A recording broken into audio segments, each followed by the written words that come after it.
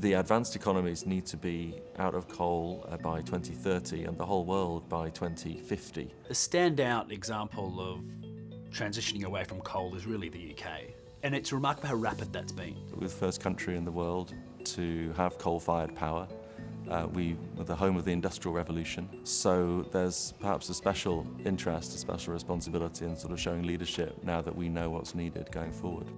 We basically went from having 40% of our electricity generated from coal just 5 years ago to a famous day last year in 2017 where we had zero coal in our energy mix. And the way we did it was we brought in a number of measures like a carbon price to properly reflect the pollution that you get from coal. We brought in measures to help renewables get started.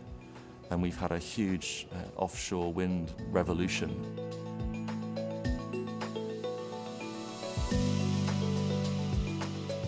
We would expect to have more periods of no coal generation, particularly as the mix of technologies continues to change and as coal starts to come off the system. We expect nearly all of it to be off by the mid-2020s. So the UK is a leader in offshore wind right now, largely due to the fact that it started earlier than everybody else. And now suddenly offshore wind has totally rejuvenated places like Hull, for example.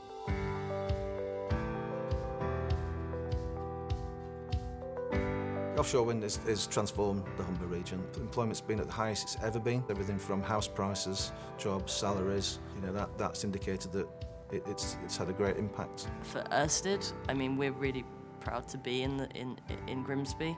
We're doing really state-of-the-art operations. It is breathing new life into town, and that ripple effect of that new activity, further into the town. So we're seeing new hotels coming forward, you're seeing taxi companies being really busy, you're seeing all these different other ancillary kind of services that are also growing around this new opportunity. I think historically we've got a workforce that's well skilled, both from an engineering perspective and maritime, and the maritime bit's hugely important. So we are, a blueprint, jobs that have been created and just not in manufacturing but in the services, new training centres and facilities. People in this area are very proud of the heritage and proud of up and coming new business as well. So in Europe now we've seen in places like Germany and the Netherlands, developers of offshore wind farms have said, look, we don't need subsidies anymore.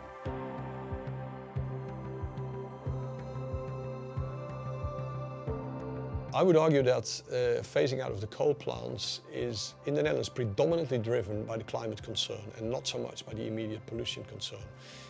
And that's different, I think, from quite a few other countries in the world. And we used to have 10 coal plants in the Netherlands till 2 years ago, and 5 of them are closed already.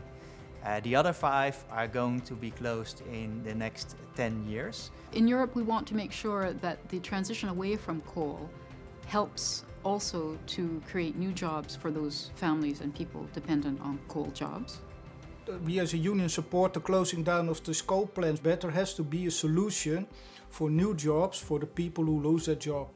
I expect that building and maintaining of wind farms will be one of the drivers of new jobs in the next 10 years. But where it's going well is where there's a discussion that says the future is going to look different. We need to embrace that future. There are lots of co-benefits to a future away from coal. The challenge is enormous, it's unprecedented in human history, but it can be done when people get together and understand what's needed and work together to make sure that they ensure it's fair for everybody. It can be done and it has to be done.